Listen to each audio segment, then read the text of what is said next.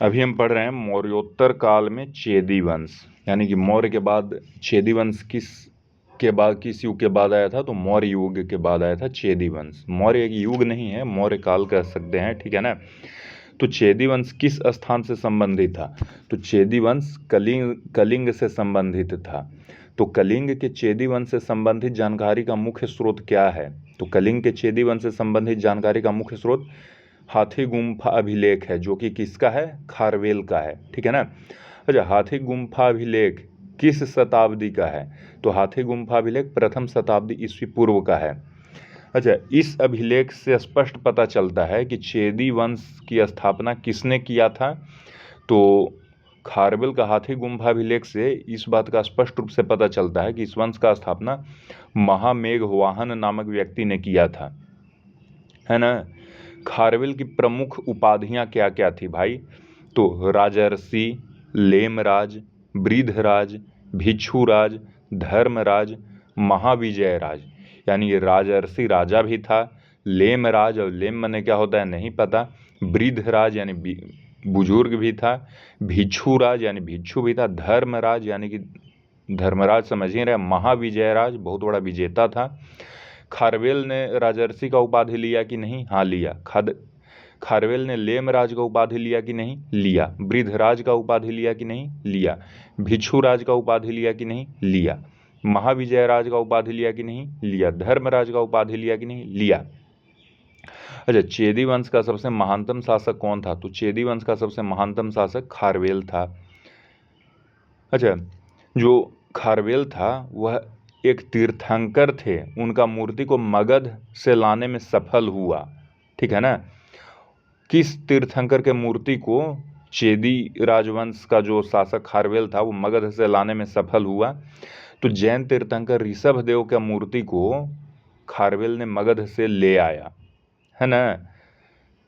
अच्छा, मगध से तो ले आया, लेकिन कलिंग से इसको मगध कौन ले गया था? तो कलिंग से इसको मगध ले गया था, मगध का शासक एक था महापदम नंद, वो इसको कलिंग से ले गया था मगध में। कब ले गया था भाई?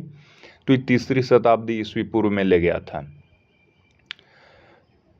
अच्छा, हाथी गुम्फा अभिलेख में किन लोगों को ग्राम जो है दान देने का उल्लेख मिलता है? तो हाथी गुम्फा अभिलेख में जैन लोगों को ग्राम देने का उल्लेख मिलता है। इस अभिलेख में दक्षिण के 3 राज्यों को उसके द्वारा पराजित किए जाने का उल्लेख है। हाथी गुम्फा अभिलेख में है कि खारवेल ने 3 राज्यों को पराजित किया था दक्षिण भारत के। ये तीनों राज्य कौन थे? तो ये तीनों राज्य थे चोल, चेर और पांड्य, है ना। और जो 3 राज्य थे उनके मतलब संयुक्त रूप से उनको त्रमीर संघट्टम कहा जाता था। अच्छा, हाथी गुम्फा अभिलेख जो है, जो राजा खारवेल के लिए लिखा गया है, हाथी गुम्फा अभिलेख, तो इसमें कितने से कितने वर्षों तक का वर्णन है? तो हाथी गुम्फा अभिलेख में राजा खारवेल के राज्याभिषेक के पहले साल से लेकर कितने साल में तक? 13वें साल तक वर्णन है। अच्छा, खारवेल ने एक सातवाहन राजा को भी हराया था, तो उस सातवाहन राजा का क्या नाम था जिसे खारवेल ने हराया था? तो खारवेल ने जिस सातवाहन राजा को हराया था उसका नाम था सातकर्णी प्रथम, है ना। सातकर्णी प्रथम को किस चेदी वंश के शासक ने हराया था? तो सातवाहन शासक सातकर्णी प्रथम को खारवेल ने हराया था, जो कि चेदी वंश का था। अब ये बताइए, शासन के चौथे वर्ष में खारवेल ने किनके विरुद्ध सैन्य अभियान किया था?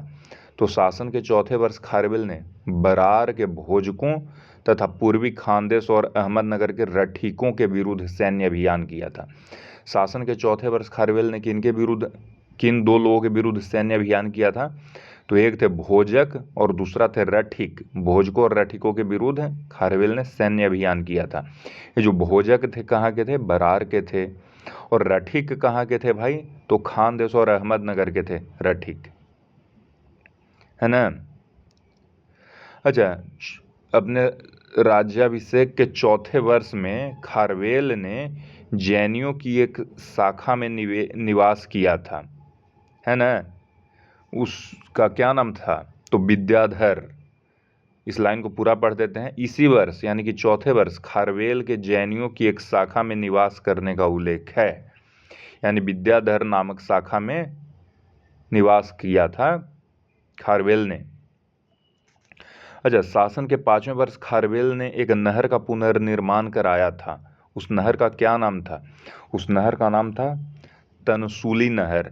उस नहर का क्या नाम था? तनसूली नहर। और इस चीज़ का उल्लेख कहाँ है भाई? तो हाथी गुम्फा अभिलेख में है। अच्छा, ये जो तनसूली नहर था, इस नहर का निर्माण किसने कराया था भाई? तो जो तनसूली नहर था, इस नहर को निर्माण कराया था महापद्म नंद ने, और महापद्म नंद नंद राजा था, ठीक है ना। अच्छा, शासन के 11वें वर्ष उसने किस नगर में हल चलवाया था? तो शासन के 11वें वर्ष उसने पिटुंड्र पिथंड नगर में हल चलवाया था। यार, ये हल चलवाना इतना मशहूर काहे है? क्या कि उसने गधों का हल चलवाया था, है ना। पिटुंड्र शहर में शासन के 11वें वर्ष में उसने गधों का हल चलवाया था। ये जो पिटुंड्र था वो किसके निकट था? तो पिटुंड्र था वो मसूलीपट्टम के निकट था, ठीक है ना। अच्छा, सभी गुफाओं में सबसे विशाल और 2 मंजिली कौन है भाई? तो रानी गुम्फा, है ना। हाथी गुम्फा अभिलेख में सर्वप्रथम भारतवर्ष का उल्लेख सर्वप्रथम कहाँ मिलता है? तो हाथी गुम्फा अभिलेख में ही सर्वप्रथम भारतवर्ष का उल्लेख मिलता है। खारवेल की सैन्य व्यवस्था में कौन कौन से सैनिक सम्मिलित थे भाई? तो खारवेल की सैन्य व्यवस्था में अश्व यानी कि घोड़ा, गज माने हाथी, रथ और पैदल सैनिक सम्मिलित थे, ठीक है ना। खारवेल ने अनेक गुहा विहार बनवाए, ठीक है। अब साक्ष्यों से पता चलता है कि उदयगिरी में कितने तथा खंडगिरी में कितने गुहा विहारों का निर्माण करवाया था।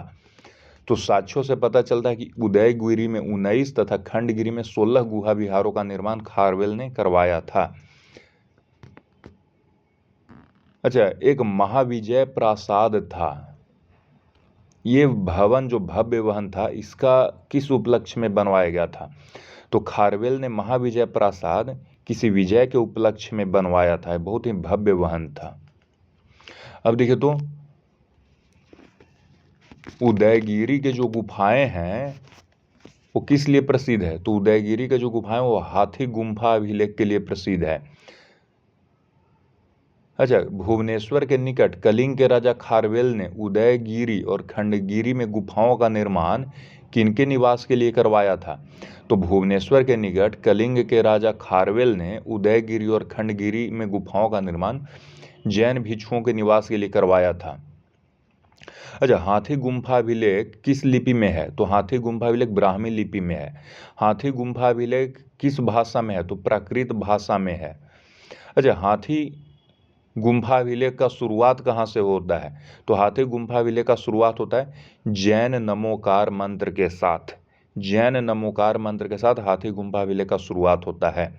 हाथी गुम्फा अभिलेख से कलिंग नरेश खारवेल की विजयों और उसके द्वारा किए गए विभिन्न कार्यों की जानकारी मिलती है। उदयगिरी में स्थित रानी गुम्फा कितने मंजिल है? तो उदयगिरी में स्थित रानी गुम्फा गुहा 2 मंजिली है, ठीक है।